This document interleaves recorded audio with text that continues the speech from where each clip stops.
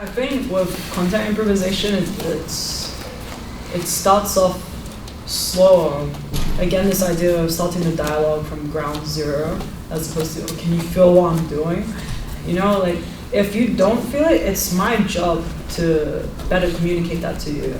Like, if you don't understand that I'm suggesting like, oh, like that we should move in this direction, or that, you know, like find a way to gradually go to the floor and stuff, then I'm not communicating with clarity. This idea of communicating with clarity is pretty much at the root of contact improvisation. Jiu-jitsu is slightly different. It's still a form of contact improvisation because one, it's a contact sport, and two, it's highly improvisation based. However, I'm trying to communicate with clarity in a way that is also deceiving to you because I'm trying to get to an opening around your body, but I still want to communicate with a certain level of clarity. So I make you think, oh, so essentially a lot of fighting is the art of deception. It's clear deception. Yeah, clearly deceiving. So if we go to the second exercise now, which maybe you guys will quite enjoy because you have to really practice your listening skills. You come over here, turn around for me. He's going to close his eyes. Oh, I can see him here. I'm going to place my palm on the back of his back. Yeah, okay? Same as before, I want to apply, like, it's almost like I want to, don't know if you can see, there's a subtle change in my palm. Like, I really want to press my palm onto him and not become a Jedi. Because I see a lot of this in contact improv, like, oh, yes, come backwards. Come. It's like, okay, if he doesn't get it, I need to think, okay, how maybe can I even use my fingertips to like feel like he's going to drag with me here? Like, okay, how do I use my weight? How can I even use the elbow positioning to maybe move him in space? So if we go a tiny bit.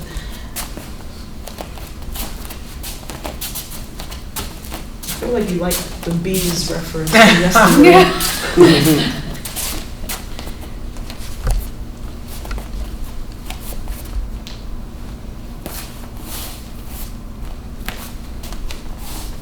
And because his eyes are closed too, he really has to trust me. He really has to trust that I have good spatial awareness and room bumped into other people. he has to practice his listening skills more too. Because it's not only the job of the leader to insinuate the direction. Like, your partner has to listen and not actually I'll do it by myself, just like, what I often see, like, imagine I have a palm on my back, so I'm going forward, my partner stops, I continue going through the space. I've seen this happen a lot. I'm like, but what happened over there now?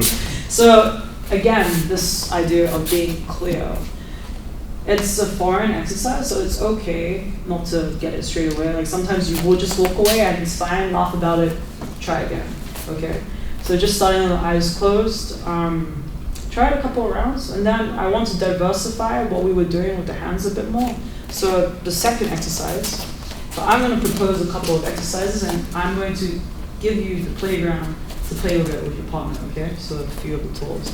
So if he just has his arm up, what we can also do is connect forearm to forearm and also see how can I continue to connect with his body. But again, I don't want to connect with him in such a way that I'm going to clang into his body. I don't want to have a disconnect of my body with his body. So notice I won't be like a pinball and I won't go. I don't want to like bump into his body like this. If I'm from here, like how can I move in such a way that I take my time, it could be two.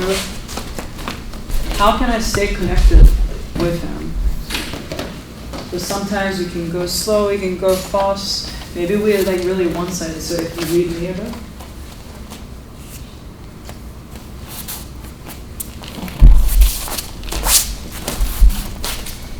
So at first it could be just one arm, we're getting used to like how do we move with each other? And how do I exchange?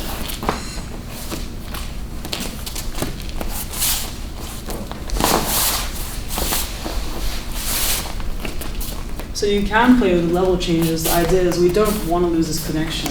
If I do decide to create another contact point, I'm very clear with it. So like a suspended moment. I don't just like, if I'm creating a new contact point, I'm like, okay, I'm coming, I'm here. Let's go together and establish this next point. Yeah. Okay? there's a lot of, I think in this particular context, like a lot of that art of touch that we were kind of messing around with yesterday in the pool, were kind of guiding people through like the free movement medium, but then to try to like feel the fluidity between and like, you know, smooth transitions and nothing harsher. Absolutely. Yeah, I really like It's that. like, that's why I really like the belt. Like even when we were in the water yesterday, like really how we were talking about how we like go back into it, but like how you re-enter a point, it's super fluid. Mhm. I wouldn't just want to climb into it. Because then Well, it's a touch relationship with water. Absolutely. In the same regard, It is. It's true. I didn't do it very well. yeah. You did great, Tom. So we have the back space drill, the eyes closed. We have the forearm to forearm. You can even try like in almost a more Tai Chi construct where, because it's not just the arms moving, right? Like I can go a tiny bit slow just for the demo. Like how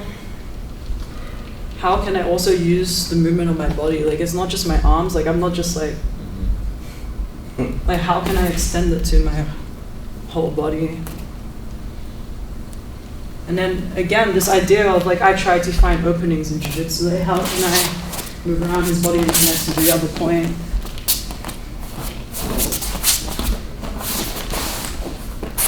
So you can make it very diversified after, but like see, look, from hand to forearm, open.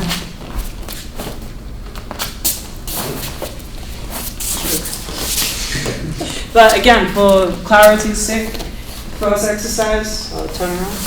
So my partner is closed out. I have my palm on the back of my partner. I'm going to try and lead them around, switch roles. Exercise number 2, similar to the first exercise that we did, except before we were like, here, I want you to extend your arms out, almost like imagine your arms are swords, and you're going to start from here. You can play with the idea of leader and follower if you like. You can also make it free improv if you want. So just trying to see how can I stay connected to his body, but again, maintaining clarity in the movement. Like having this idea, like anytime I try to connect to the next point, it's suspended and then I don't just climb into him. But there's a lot of information all at once. Notice how I'm entering fingertips, more. Sound effects. And no Jedi hands, okay? For now. Okay? Is it clear? Yeah. Okay. So guys, find a partner. So the first one is the back space. So if you turn around, you close your eyes. You want to have your palm just resting on the back of your body. And you, again, similar to the first exercise, leave it around. Then the second one, open eyes, forearm to forearm.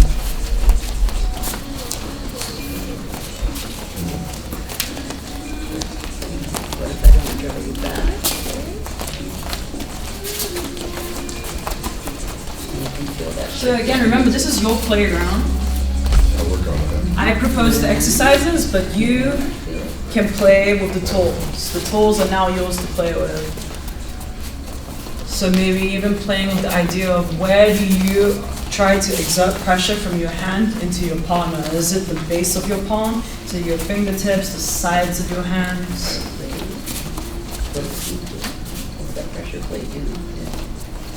How can I also change the direction even by maybe connecting my elbow to my partner's backspace?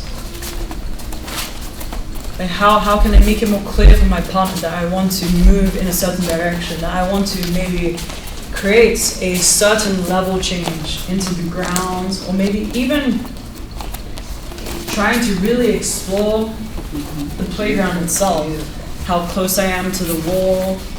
How can I keep my partner safe in this environment, that they don't climb or bang into the doors? Yeah, like this. It's the fingers. Yeah. Fingers and then rounding and shaping. Also, feel free at any point, if you don't want to do it closed-eyed or alternate between the state of closed eyes and open eyes, please feel free. Again, I'm only proposing the tools. Now this is yours to play with.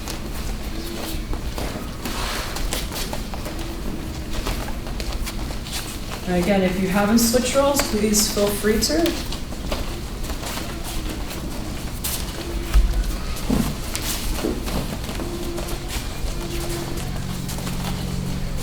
And remember to breathe, especially if you're the leader. Stand up. Breathing will definitely change the movement quality. It will also change how you interact with your partner. Try to get you to come back. Very nice.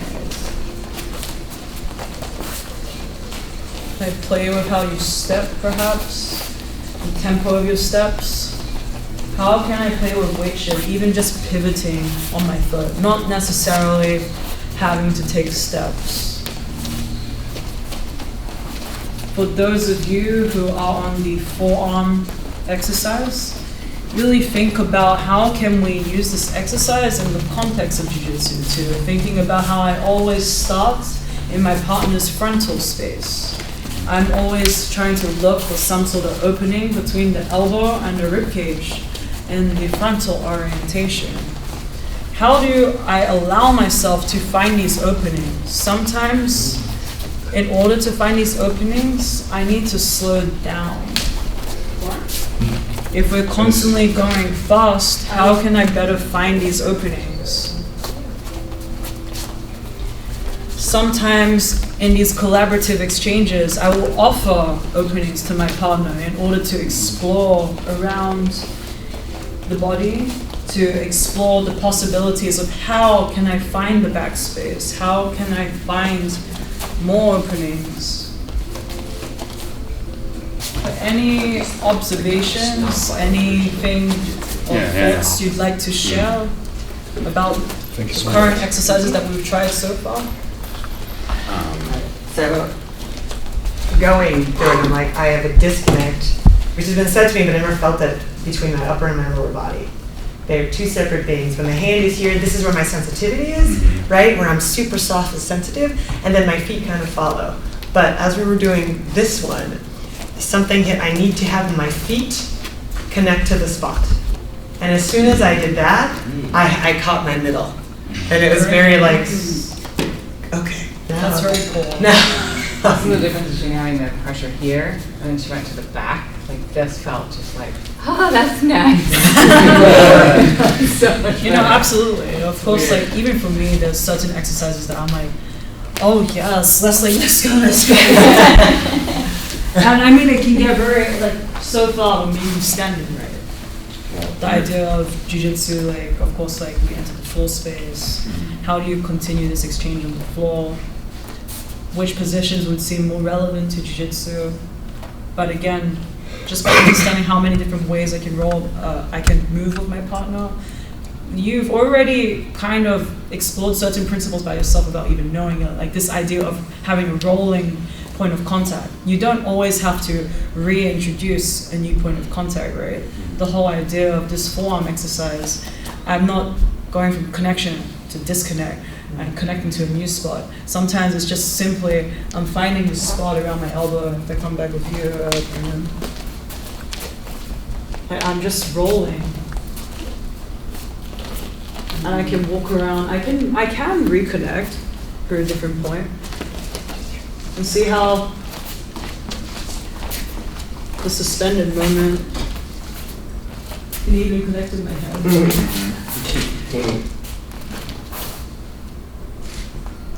That's what cats and dogs do.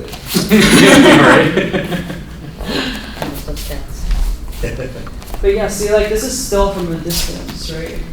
Eventually, I like you guys to go body to body as well. Like you can even go. Like we have the shoulder connection here, just like even going like push up. We really connect hands arm to arm. Just slowly walk around the room. Relax a little bit. And then we can slowly branch out again. And then it's just a listening exercise, like whoever wants to lead first. Yeah, that's the part that you kind of shown to me is the whole ever-changing leader-follower dynamic. Yeah. Yeah. Fluid.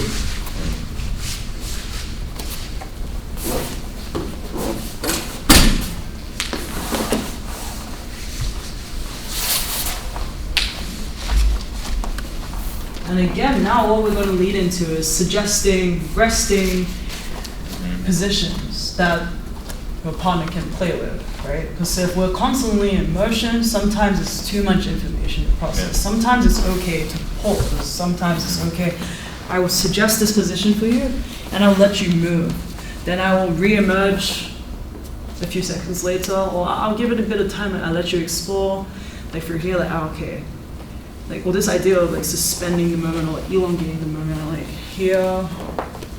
So even if I suggest like a tabletop position, so if you go into tabletop position, like how can I explore this new playground? He is now my playground. Okay. So how can I connect with him in such a way?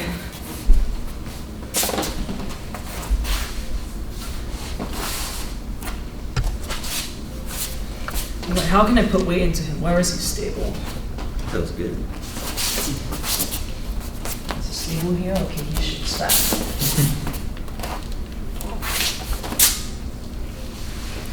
Like underneath. Like maybe a bit less clangy than what I was doing. Here. So slowly making it again more into jiu-jitsu context and understand like the first portion is always explorative, like how can I explore the body, but then you see how like I'm constantly looking for like the backspace, I'm constantly looking for positions that like, this is relevant. It's not a necessity, but the more you understand about different pathways, you can find how it becomes relevant. It's totally fine if you guys just end up using the whole playground session to explore, because eventually with time, you'll find where it's relevant. You'll find these crossovers. It doesn't come overnight. Okay? So I want you to go one more time, but now I'm going to suggest a few different resting positions that you can play with in the course of the improv. Okay? So one position could be the tabletop position. I really want you to now take turns to just explore this position first. So you just like take the tabletop position, let them explore, see what's available. Switch roles, and you're going to go into the turtle position. You can stay here. It's up to you whether you want to stay with the shoelaces or the insteps of your feet on the floor, or if you want to stay active toes. Just really relax the crown of your head, okay? Just relax in this position. The third exercise, a bit more free for you guys. I want you to propose your own architecture. You're going to create a shape of your body. Ideally, create it with openings. So if you close your limbs like this, there's very limited architecture to explore, okay? To really explore the openings, which is vastly more interesting in jiu-jitsu. Like, how can you suddenly become a tree for someone? Like, from here, like, see what's available. Go into the leg space as well. We haven't explored so much of the leg space just yet. Stagger it. I could be bent leg if you really, really want to. So you can, absolutely. So let's try these 3 exercises out. After you tried all 3 alternating roles, you can bring it back into a free improv. Could you repeat the 3 again? Absolutely. So number 1 is a tabletop position. Okay, so tabletop, I'm simply on my knees, my hands, making sure, very important point, that my hands are directly underneath my shoulders. Especially if my partner is testing by putting weight into me, it's very important that it's not outside of my structure that I fall and hurt my structure. Okay? We want a firm structure that I can support my partner. Of course, also, this idea in contact improv is that you're not relying just solely on your partner. You are also self-sufficient. You want to use them as a bit of support, but you're also always in control of your own weight. So even if you were standing, for example, I would never completely lean all my weight on him. Yeah? I will lean enough weight that I feel like, okay, maybe we're going to share axis together. So if I lean a bit into him, I expect usually to receive the same amount of weight. This is if he also wants to do this. He doesn't have to. He could just completely walk off in the other direction. But for, again, just for clarity's sake, for this exercise, this idea of giving and receiving weight, and also being in charge of our own structure. I know that he can support me, but I also know that when we decide to part ways, if we both decide, okay, I'm going to go home, I'll see you later. Like, I'm fully able to take my weight back over my center. Relationship parallels. I know. Take your body weight back. But this is the idea of giving and receiving weight, right? I don't want to fully depend on him. That like if he's not, maybe he's not even tackling, like if it comes into partner lifts, for example, into more complicated things, and I'm just fully depending on him, I could get hurt. Okay, and it's really important that like when you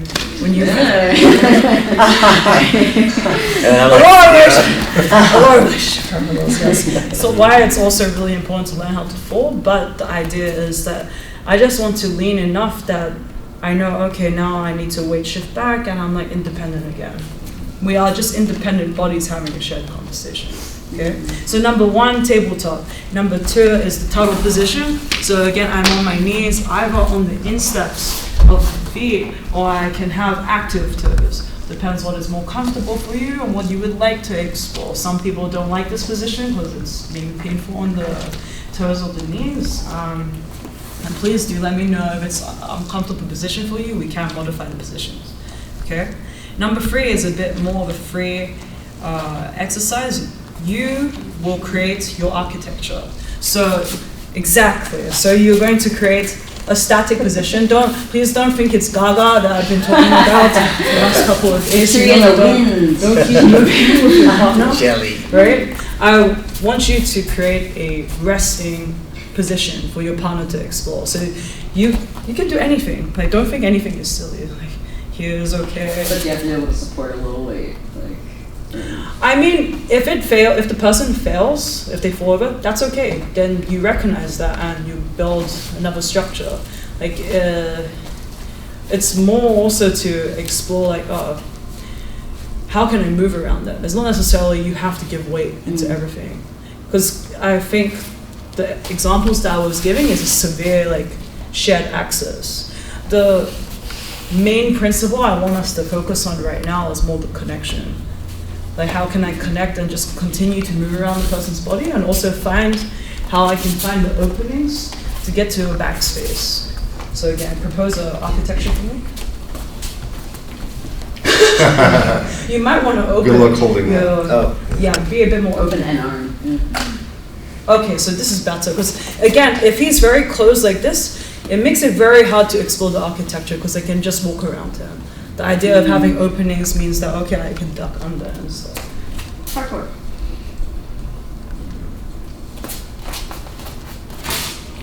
It's like parkour. Great minds. And then when you decide to try and give weight and stuff, you don't have to put your whole body weight. You can just feel like, okay, I feel like I put this much weight. I can see the structure starting to like wiggle a bit. I'm like, okay. But if I put my weight into here, if I have my legs more out, how much mobility do I have here?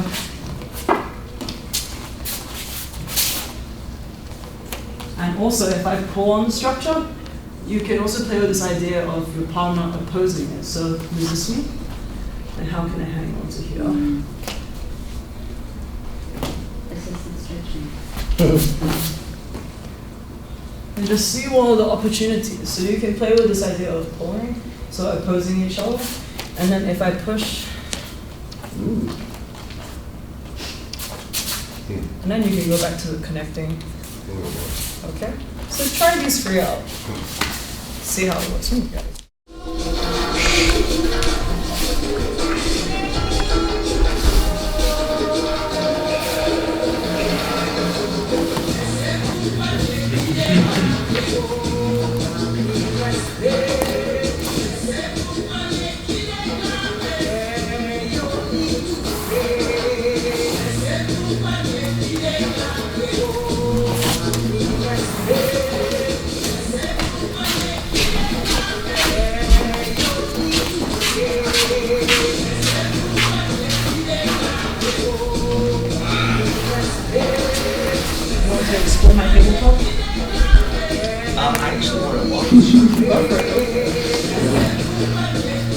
we can learn a lot from observation.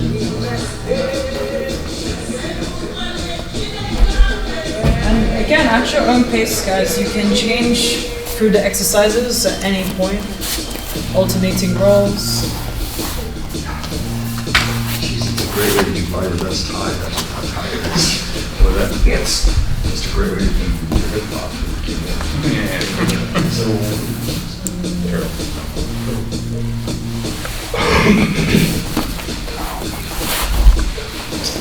and I do the same thing.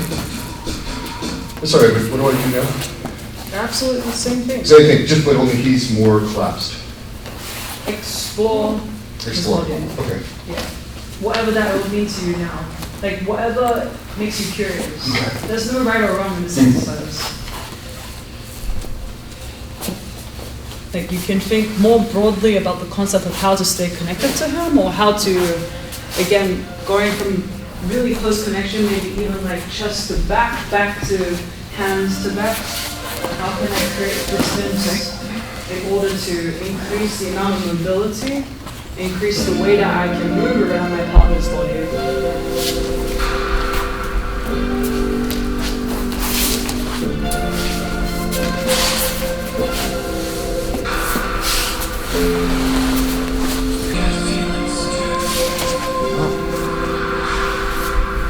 Again, because this is a collaborative exercise, we're always trying to think about the well-being of our partner.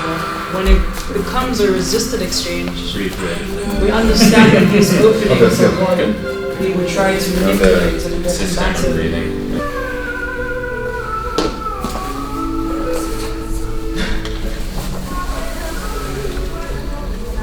This one for this machine is just contact. Yeah, let's go for emotion and free one.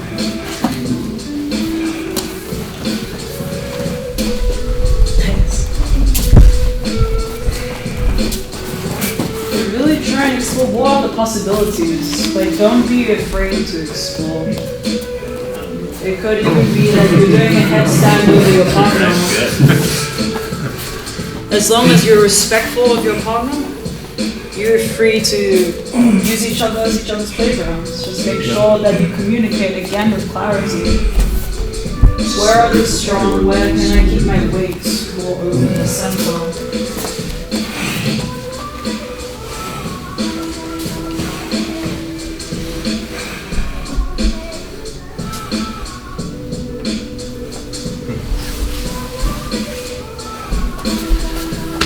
Good.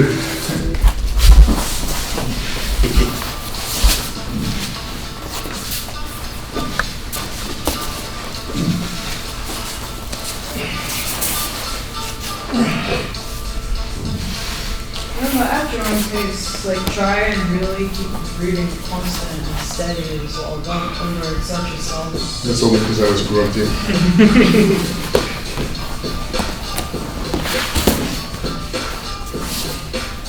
Very nice. You can also start to use this resting position playground as a bit of an investigation of how can I use my feet as hooks around my partner's legs, even if they're offering such a position that I can use these hooks.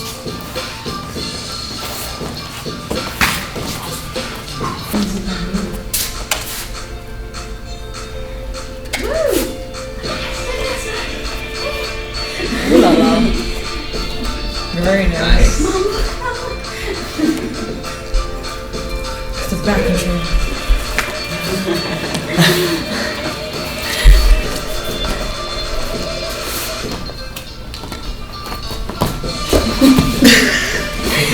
Where's my face? I definitely feel like the music is impacting this. For sure, for sure. Not as fun as poses with you. Very Let's uninspiring. pose this improv. Any observations or things you'd like to share for this round of exercises?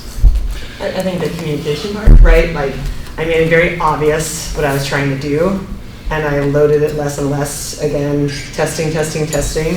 And then there was an obvious, like, oh, she's gonna put all her body weight, and then it was never like, catch me. So it's the communication being very important again. Absolutely.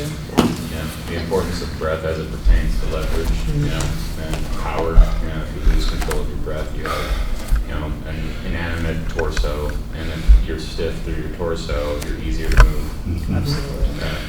I feel Locked like up, it's locked up. there were switches between like when you were kind of doing it like almost the like for me versus for you, like especially the first part where you're like, all right, like what's your resistance like, and then it was like there's like the flow versus like challenge. I don't know if that's like, probably two words. Yeah, what's my role in this? Is it to stay like a playground structure so that you can do what you want? And there was a point where I was like, well, can I go with her? But then I was like, she probably wants me to, like, again, assumptions, not communication. Like, she probably wants me to just stay resolute. Like, I was like, okay. You raise a great point here. Like also like when you are able to be pushed over, when it comes into a more like even more of an improvised context, you could just decide like, okay, yeah, I will push over. I'll come back to like, What are you gonna do? yeah. From here, it's like, oh, okay, I'm here, and then you open a new opportunity to explore different spaces from the backspace again. And I think this is where we will briefly take a short water break, just get a sip of water. Like, it doesn't have to be long, 1 minute. Often, like when I teach beginners in jiu-jitsu, I always feel this unwillingness to want to just open up and just to allow themselves to get dominated in a way, you know, because it doesn't always feel good, you know, and if something doesn't feel good, you're like, and it doesn't feel good to lose when you're constantly told in like these sessions that, oh, like, you should get here and you need to get the submission. It's very goal oriented, and it doesn't always have to be like, again, this macro goal that I need to get the submission or I need to attack. It doesn't have to be about attacking. It could just be completely about positional maintenance. I want to move with you in a way that I can maintain my position, but I don't want to be statically holding my position. I want to be able to preserve my center line to keep neutral alignment. And I'm still moving, but I'm not allowing you to attack me. So whatever you're trying to do to advance, I'm constantly responding to your advances just to maintain my position, right? Whatever that may be, not this, I don't know why I did this waving. So this is the idea of, again, like if you're trying to disrupt the relationship between my knee and my center line, right? What we talked about earlier, it's starting to drift here, this idea of distance and space management. How do I manage the space in such a way that I don't allow you to put me out of alignment? What I said earlier was that I reorientate my hip positioning. So whatever space you closed for me, I have to open this new space in order to get my neutral alignment again, okay? So I'm actually protecting my space. Whatever space that you consumed, I'm now like, the space is open again. So it's like, you're trying to close my space, I'm like, okay, I open the space again. So this is the idea of space management and distance control. The idea of how I can use my limbs in relation to you, how I use my feet as trackers of your body. This is the reason why I wouldn't really have my feet floating in the air for a long time. There's nothing that is connected to. Like, I have no sensory information of where you are apart from the visual reference that I'm looking at you, right? My feet, again, why do we like to walk barefoot outside? We feel like, oh, we have a lot of sensory information. I'm absorbing the nutrients. It's like absorbing the nutrients of my partner, okay? So if I have my feet on my partner, I'm like, okay, I can sense, like, is their hip hinging? Is their leg moving this way? Is the leg moving more internally? Are they doing more of a hip shift into one leg? Or are they doing a forward tilt? Are they going more into extended posture? So another topic that I like to talk about is open and closed posture. Open posture being super extended like this. You have no possibility to hook onto my body when I'm in this extended posture, unless you're doing like very contemporary stuff again, and you're just hooking the sides of their bodies. But usually, in order to hook someone, you need some sort of closed posture. Closed posture, if you look from the side angle, being more even rounded spine, the bends in the limbs, more importantly, okay? We often think if our spine is straight, like this that we're able to carry a lot of load. Again, different contexts, right? But sometimes actually the body in jiu-jitsu is much stronger in this crunch position. We're able to actually protect our structure in a way that it's harder to move our center of mass. Why is that? Because when everything is closer to the center, the force is like, it's all at one point. When the force is all at one point, you're able to also apply more pressure.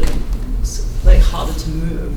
It's the reason why, like for example, in these side control positions, if I'm able to put my shoulder into one point of your body, and I pretty much have all my limbs around this point of the body that I'm trying to apply force into, it feels a lot heavier than you actually are. Just because you're focusing on one little point rather than spreading it all out. If I'm like super far out, again, if I wanted to spin in this orientation, it'd be a lot more difficult to move my body in space because I'm super far out. But if I'm like completely close to my center, my limbs are close to my center, when I spin, it's very efficient. Okay? And yes, again, the alignment is always about trying to put my partner in the disadvantageous position. Again, because it's a collaborative manner still right now, it's okay to offer these openings, so okay to be dominated for now. To continue, so I look for the footwork slide. Okay, so inside and outside space, I think it's not talked about enough in jiu-jitsu. What do I mean by inside and outside space? So, can I borrow you? So if you just stand facing this way. It's quite simple actually, inside and outside. So you just have your arms like this. Okay. Outside space. It's pretty much all the space outside of her body. Okay? Inside space. It's pretty much just between her legs, actually. Now go into the guard position for me. This camera deal. This there. Like this? Okay, both legs in the air. Okay, so because this is relating to footwork, this is the position that is more relevant for this idea of inside and outside space for now, okay? So outside space is pretty much this spot. Again, the inside space is between her legs, but what I'm trying to do usually, because she won't let me walk to her side usually, okay? She's not gonna let me pass her hip line that easily. If I try to interact with her, she's usually gonna use her legs to stop me from passing her hip line, right?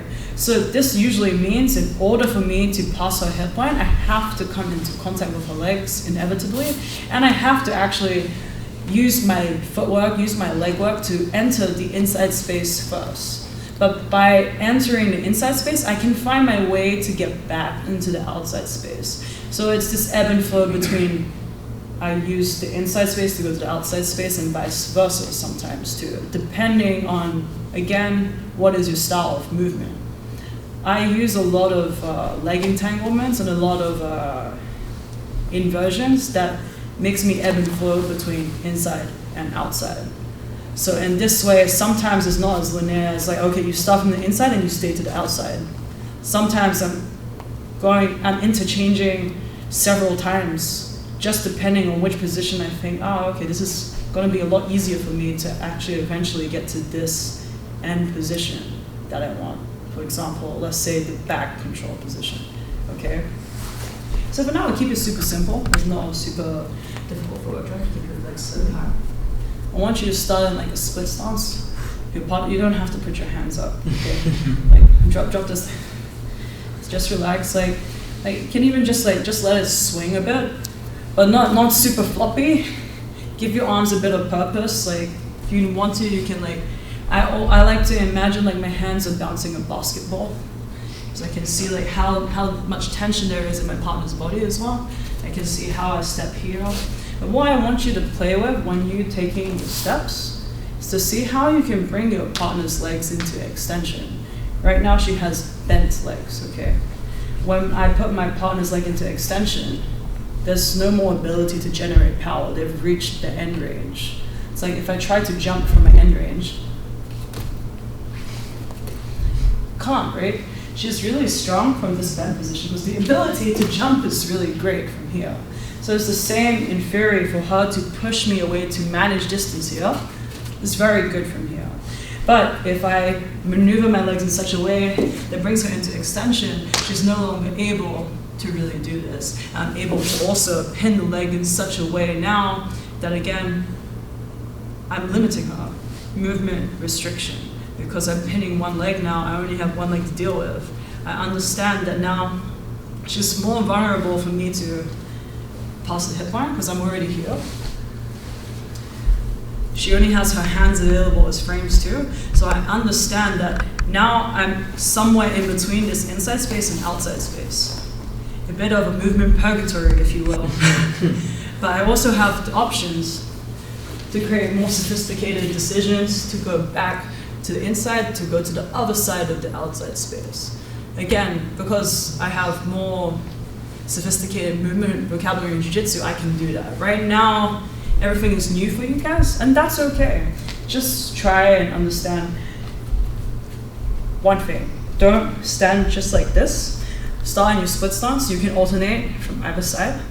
I'm thinking about the center line again, okay? So if we move this way, so think about the center line. Try not to step directly in the middle of the center line. I'm trying to think about two different diagonals, imagining like from her belly button, going this way, like an upside down triangle from her belly button.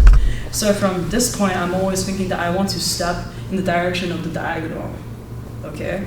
So from here, the more I step, I can bring her leg into extension. But notice how I'm not turning my torso this way. If I turn my torso this way, I'm actually very far from her. I'm actually giving back exposure from here. If she decided to come up from here, I'm very vulnerable, okay? So, yeah. You know, the open versus closed, is it the power source and center of mass why it's always the hip line and never the shoulder line? And like why in this stance, it's when she was here, this is your target and this is like not an area of focus. So I'd say if we're looking at this structure and I'm looking at grabbing, that's even her, like I would say here or I would say here. Like you're always like hip line, hip line, hip line, and if I consider this, it never seems to be any shoulders. I think Yes. it's just more I'm trying to isolate scenarios a bit more, because when she's in this lying down scenario, I consider the shoulder line a bit more, because for example, getting into the side control position, this comes on more to the point of control points, and what I like to kind of call a control hierarchy. I divide it into 3 different categories: primary, secondary, and tertiary. So primary control point would be the shoulders and the head. So actually this is the triangle of control. Then the hip line. These are the 2 parts of the body that we really want to actually consider the most in jiu-jitsu. Secondary would be elbows and knees. Tertiary would be like the heels and the wrists. So understanding that primary gives me the most amount of control if I grab these areas, tertiary gives me the least. So if you grab my heel, in comparison to you grabbing my head, completely different level of control, right? If you grab my head, you control my whole spine as well. If you grab my heel, I'm like, okay, Yeah. right? Again, for the resting positions, it's a bit different because it's also static. It is important to consider the shoulder line in a way. I think it's more important to understand the resting position. It's more an exercise of understanding this, how we can use empty space. How can we use empty space to maneuver into a new space that I can find my partner in a more disadvantageous position? Because the shoulders always kind of rest where they are. Even when you're like going from expansion to more of a collapsed position, there's not that much room for movement. Other than like when I was saying at the beginning, we can use this slipping motion with the head and the shoulders to kind of insinuate a directional change. Like if you see me here, it's very unlikely that I'm usually going this side, but I could use that to trick you as well. But with the elbows, as soon as you open an elbow in jiu-jitsu, this gives access to the rib cage. And usually, to give you a bit more context, on these, you can sit back on your knee. If our elbows are closed, I have no opening for certain submissions and stuff. As soon as I can find access to like these sort of motions, actually let's go on this side. If I can find any access to the arms like this, let's say I go up here, I have accessibility to throw legs over. If she's completely closed, I can put my legs over, but it doesn't serve a function. Like I cannot entrap her position. I think what I'm kind of seeing and hearing is that it's almost like the legs are more of a weapon. They're a main thing you want to neutralize, particularly being on foot to being on the ground. And if I no longer have my legs, I have to use my arms. There will be the opening that'll get that. Again, I think this is more a stylistic preference for myself because I have very good leg dexterity. So I like to try and use my legs, one, for distance control because I have the most amount of reach with my legs. Mm-hmm. And again, this comes back to the conversation of problem solving in a way, right? Because if you go back to your knees, you're closing a lot of this inside space that I'm talking about, right? But as soon as I can find this opening in your elbows, I've actually created this inside space again because the outside space is only in the outside realm of the arms. Now that I created this opening, I've created this inside space. Okay, so this is included in inside space. Absolutely, okay. Yes. If it's closed, because you're nullifying my ability to create this inside space. And you would want to protect this inside space usually. In the resisted exchanges, right, you don't want to give me this space usually. Because as soon as you create an opening, that's when I can find a triangle submission, that's when I can attack your neck and your head, and that's like your biggest currency, like you want to protect your head. Like I want to protect my head more than I want to protect my feet, right? If we think about it even from like a self-defense perspective. But yeah, we have more mobility in the elbow to also move the person in space. If you grab onto my shoulder and try to pull me, I don't go as far. But you can give me a lot more direction. If you're like cupping me here, if I even show you here, like I can't really pull on her from here, it just slides. It's a very good position to control though, because it's a more fixed point, like the hips as well. But if I can grab onto the, usually it's mainly around like the secondary and tertiary joints that I can initiate a lot of movement from. See how like when I go we call this a 2-on-1 grip. If I control the elbow and I control the wrist, how I can move her and insinuate, I want to pull her diagonally, creating this inside space again, this push and pull that we experimented with earlier. And now this idea of movement restriction. See how I'm controlling the distance now? I want her closer. Like this. Is starting to make a bit more? Yeah. Nice. When that exposure of any appendage, including exposure of like these open spaces, is an opportunity for, advantage.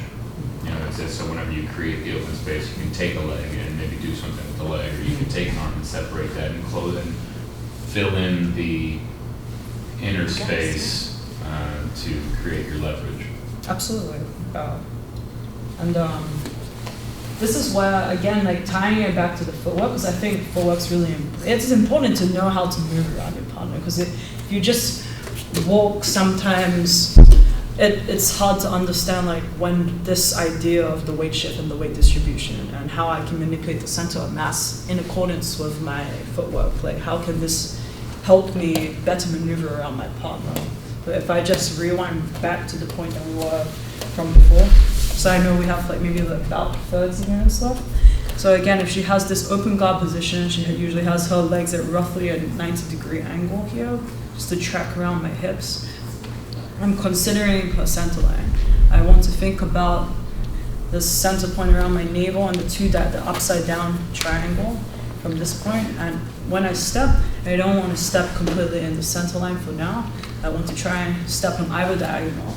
I notice how like I would suggest you try this footwork of bringing my knee slightly up and I'm slightly bent with one leg up here, and I find my shift here and looking towards my partner's center line. And just try and feel how this weight shift feels for you. So on either side. So then slowly altering how much diagonal is. See how that feels to you. Play around with more severe angles of creating diagonals. See how it feels like to be on the other diagonal, so you can understand this idea of like why it wouldn't be beneficial to turn on this diagonal. It's creating a lot of back exposure. what we don't want to do in jiu-jitsu is usually create back exposure because it's disadvantageous position for us. Another concept is not creating chest exposure either, because this idea of her playing open guard, the ideal optimal open guard usually is the relationship between your knee and shoulder. Why is that? Because, turn sideways with me. Bring your knee to your shoulder. If I try and get side control on her, here, with her knees to her shoulders, I have to go through her frames first, right? I can't establish the control yet. And by the time I go through the frames, she still has this opening to recover. If she starts pummeling her legs over to the other side, she restores back to her neutral alignment. I haven't got it, right? So this is why this open guard position is usually in such a closed posture. It's not an extended posture. If her legs were more extended like this, it's very easy to see that, oh, her chest is exposed. So as long as I can do something to manipulate the legs, chest exposure is completely dead now, okay? So let's just experiment with a few different footworks. Then we're going to play with the hands a bit. This idea of C grips mainly, okay? So I want us to maximize our playtime now. So stepping to the side, I also want you to think a bit like jazz hands. Okay? Or the sculling. Sculling, yes. This is very skull-like. Tomatoes on it. So the idea, I want you to consider this idea of shelving as well. I don't just use my hands. Again, it's almost the same as the contact improvisation exercise that we did. Going from hand and how I can change to my elbow. This idea that I step on the diagonal, I have these two skull grips, two C grips, and how I can shelve with my elbow. Noticing now, even though I've stepped on this side, I can step here to come more to one side, and I'm still creating a certain level of connection with her from here. And I can also see how I can, again, pin, and how I'm actively pushing on the other side too. From here, again, I'm just thinking, how can I pin joints, how can I move around, how do I make things more accessible? So almost still like parkour again. Okay, so first drill, I'm just here, slightly staggered stance. You can have your arms up. Think about almost like you literally are swimming in pretty much. Leg up, step on the diagonal, open. From here, see what's available. I can step here, again I'm looking directly to the center line into the inside diagonal. I can put a leg down to pin the leg. I can see, okay, what's exposed? Like there's a lot of chest exposure here. I can completely just go in with the side control. I can put my knee down here. The final position, not so important now. More important that you understand, how can I put the legs in extension? Okay, so again, I'm here, jazz hands. Here I see, oh, how can I make myself more mobile again? My legs are pretty far apart. So I'm also using my hands to apply a certain amount of pressure into her legs. You can also walk back around. How can I use my elbows? How can I redirect? Redirect again.